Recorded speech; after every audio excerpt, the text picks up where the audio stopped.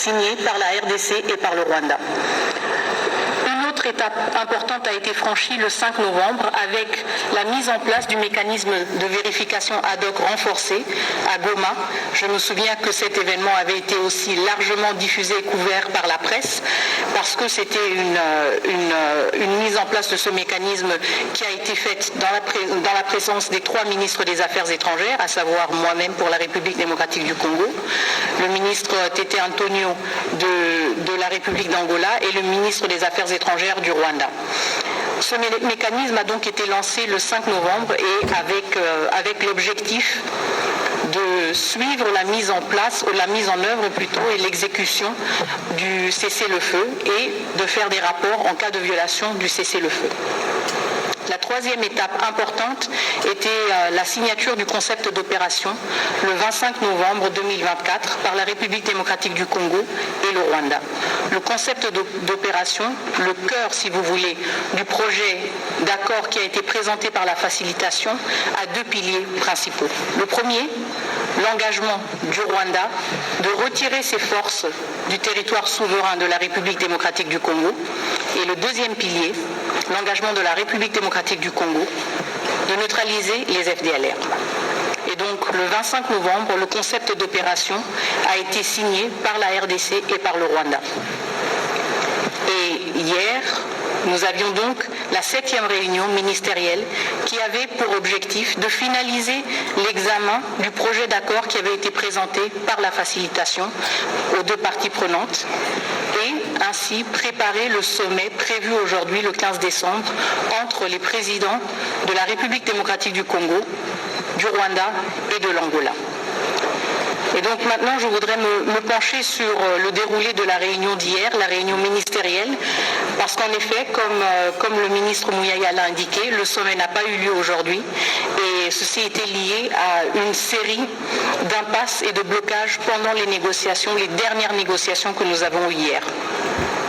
En effet, pendant ces négociations, le Rwanda a brandi à nouveau le prétexte de l'importance d'une solution négociée et d'un dialogue direct entre le gouvernement de la République démocratique du Congo et le groupe terroriste du M23.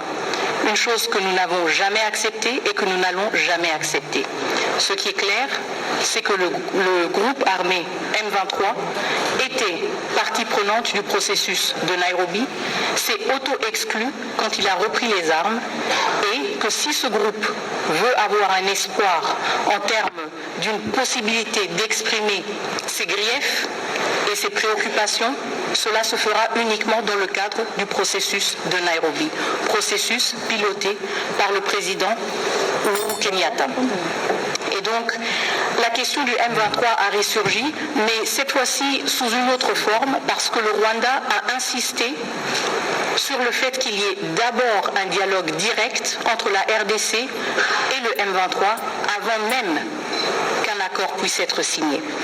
Et donc on voit que c'est une approche différente. Quand on parle du CONOPS, quand on parle de l'engagement pris par les 2 parties, soit de retirer les troupes rwandaises de la RDC ou de neutraliser, ce sont des engagements qui sont pris dans le cadre d'un accord qui va être signé. Par rapport à la question du M23, le Rwanda a mis comme condition préalable à toute signature et à tout sommet qu'il y ait d'abord un échange direct et un dialogue direct entre la RDC et le M23. La République démocratique du Congo a rejeté cela, tout d'abord parce que c'était une tactique qui a été sortie en dernière minute et nous l'avons vu pour ce qu'elle était, une tactique pour bloquer le processus, et aussi parce que nous avons toujours défendu notre position. Nous n'allons pas discuter directement avec un groupe terroriste. Et donc ceci a eu pour résultat que le Rwanda a exprimé son avis que le sommet n'avait plus lieu d'être. Et donc nous nous sommes retrouvés dans cette situation malheureuse ce matin où nous avons dû constater que le président rwandais Paul Kagame avait décidé de ne pas honorer l'invitation de son homologue angolais. Le président de la République démocratique du Congo, son Excellence M. Félix-Antoine Tshisekedi Tshilombo, lui, a honoré sa parole et il a honoré aussi les efforts inlassables du facilitateur et s'est rendu ce matin à Luanda. Il s'est rendu ce matin à Luanda pour lui-même aussi constater l'absence de son homologue rwandais, ensemble avec le facilitateur. Et je pense que nous sommes arrivés à un moment assez tournant parce que nous avons tous pu constater hier que le Rwanda, la République démocratique du Congo et l'Angola étaient très proches d'avoir un accord de paix. Mais que le Rwanda a fait le choix de supporter et de continuer son appui envers le M23 aux dépens d'une perspective d'une paix et d'un accord de paix. Entre la paix et le M23, le Rwanda a choisi le M23. Donc, je pense que ça nous donne déjà un peu le tableau général de la situation dans laquelle nous nous sommes trouvés.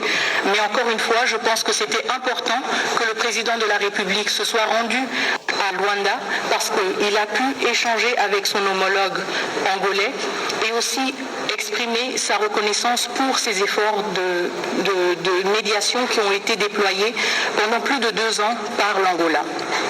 Et donc voilà, merci beaucoup Madame la Ministre d'État de la Concision. Vous avez dit beaucoup de choses, nous aurons l'occasion de revenir sur certaines avec les questions qui seront posées, mais très rapidement, comment s'est déroulé justement ces discussions, parce que nous savons que vous alliez jusqu'à des heures.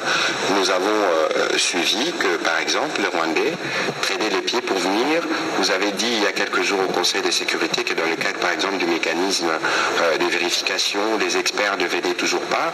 Est-ce qu'il y avait véritablement une volonté durant ces discussions de parvenir à une solution, ou est-ce que c'était des gesticulations habituelles pour finalement dévoiler les vrais visages à la fin? Je pense que ce qui est important, c'est d'éviter les spéculations et de se concentrer sur les faits et sur les postures et sur les décisions politiques que le Rwanda a prises et que le Rwanda doit assumer. À commencer par le cessez-le-feu, entré en vigueur le 4 août. Depuis le 4 août, nous avons tous observé des violations récurrentes de ce cessez-le-feu par les forces armées rwandaises présentes en République démocratique du Congo en violation flagrante du droit international. C'est la raison pour laquelle la facilitation, la République démocratique du Congo et le Rwanda aussi ont mis en place le mécanisme de vérification ad hoc renforcé pour que toutes ces allégations de violation du cessez-le-feu puissent être examinées et corroborées. Et donc ce mécanisme a été mis en place le 5 novembre, mais aujourd'hui, le 15 décembre, donc 40 jours plus tard, nous notons avec déception que la République démocratique du Congo a déployé ses experts le 5 novembre, que l'Angola a déployé ses experts le 5 novembre, mais que nous attendons jusqu'à présent les experts du Rwanda. Et j'ai même soulevé la question ce lundi au Conseil de sécurité et je me souviens que l'ambassadeur du Rwanda a répondu que les experts étaient en route. Je ne sais pas s'ils se sont perdus. Je ne pense pas que le Rwanda soit si grand qu'on se perde pendant tant de jours, mais ils ne sont toujours pas arrivés à Goma. Donc depuis lundi, et selon la réponse de l'ambassadeur, du représentant permanent du Rwanda aux Nations Unies, les experts du Rwanda qui ont été nommés pour participer au mécanisme de vérification ad hoc sont en route vers Goma. Le temps qu'ils arrivent. On va commencer la série des questions. On commence par M. Bienvenu Marie Bakoumania.